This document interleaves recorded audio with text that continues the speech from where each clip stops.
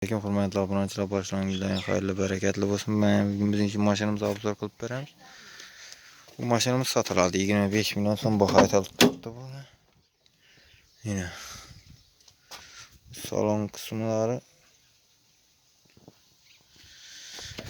Mana hurmatli obunachilar, bu bo'lsin.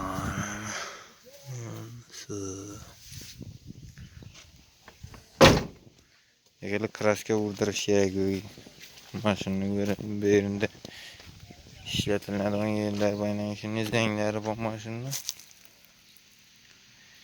Bahasına keladigan bo'lsak 25 million so'm pul aytiltirdi, kelishib beriladi. Ana hurmatli obunachilar, metani bor ekan. Nasir motor remont, korobka remont, toza akkumulyator qo'yilgan ekan. Sizlar aytsam.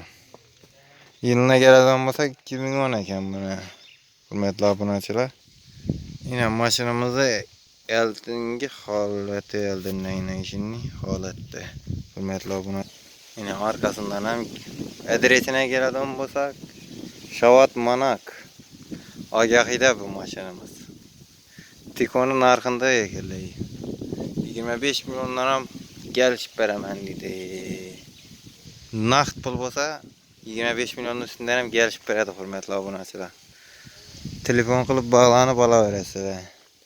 Adreslerini aytdik. Agahi.